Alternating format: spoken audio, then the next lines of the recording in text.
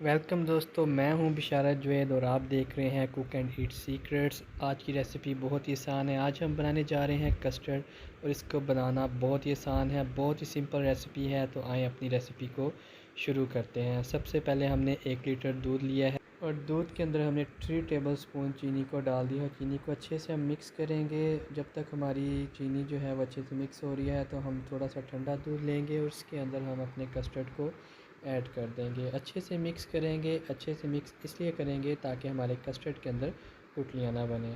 تو ماشاءاللہ سے ہمارا دودھ اچھے سے گرم ہو چکا ہے۔ تو ہم نے جو ابھی لیکوڈ بنایا ہے کسٹرڈ کا وہ اس کے اندر ڈال دیں گے، لیکن چمچے کو ہم نے ساتھ ضرور شیک کرنا ہے۔ اگر ہم اس کو نہیں شیک کریں گے تو ہمارے کسٹرڈ کے اندر گٹلیاں بن جائیں گی۔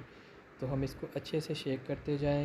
بہت سمپل سی ریسیپی ہے، آپ گھر میں اس کو ضرور بنائیے گا۔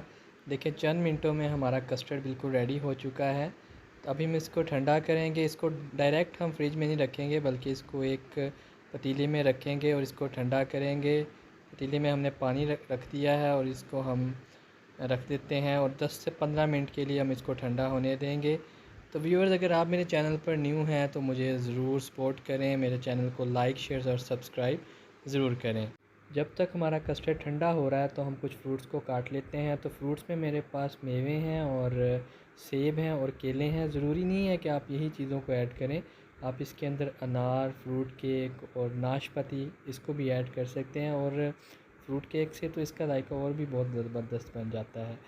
تو ماشاءاللہ سے کسٹرڈ ہمارا ٹھنڈا ہو چکا، ہم اس کو ایک اچھے سے باؤل میں ڈالیں گے اور اپنے فروٹس کو جو ہم نے کاٹے ہیں اس کے اندر ایڈ کرتے جائیں گے۔ تو میں نے جو بنانا اور ایپلز کاٹے ہیں وہ اس کو اچھے سے ان کے اندر مکس کر دیتا ہوں۔